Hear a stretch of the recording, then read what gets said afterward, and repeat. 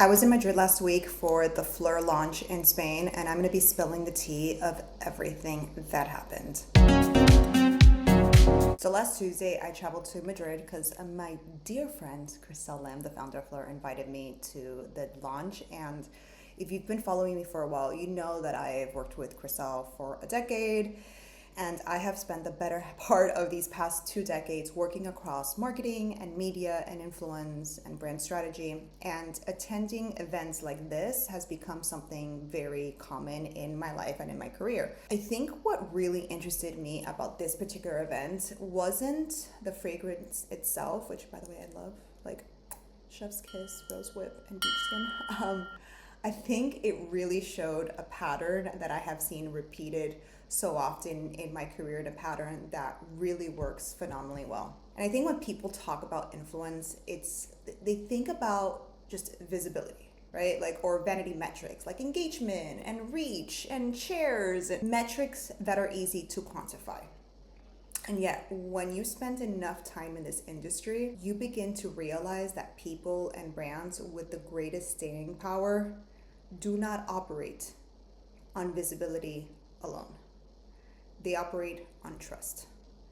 And when I was in that room for that dinner and I was looking at creators and founders and media and press and just, longtime collaborators, most of the conversations that were taking place were built on relationships that had been there for years, right? Some for over a decade. That's something that I think is so overlooked, especially in today's society where everything has to be quick and we expect quick results, instant gratification. We have AI, we have ChatGPT. There's so much being thrown at us constantly that we forget to take a breather and realize that time is your greatest ally. And that is something that is overlooked time and time again in modern marketing. Like, the most successful brands understand community.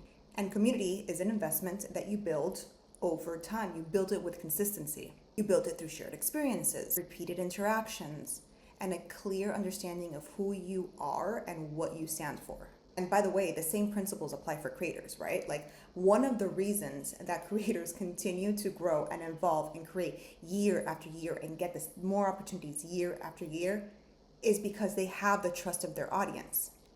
Like, they've developed that relationship with their audience that extends beyond one platform or a trend or a viral moment. I get asked all the time why creators have this longevity and some don't. Why some creators are able to launch successful products and some can't. It's trust.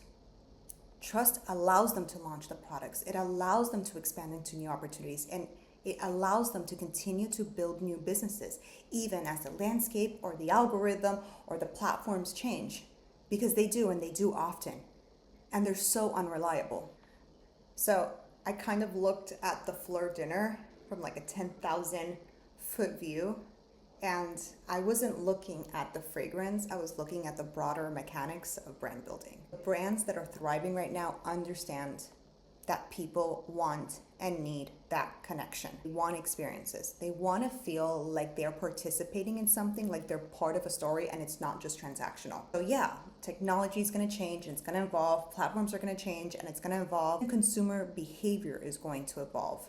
But the fundamental truth about community and trust, that's the thing that has stayed the same since I started my career over 2 decades ago. So I don't care if you're building a brand or you're launching a product or you're building your next step in your creator career, trust remains the #1 global currency. It's difficult to earn. It's not something that just happens overnight.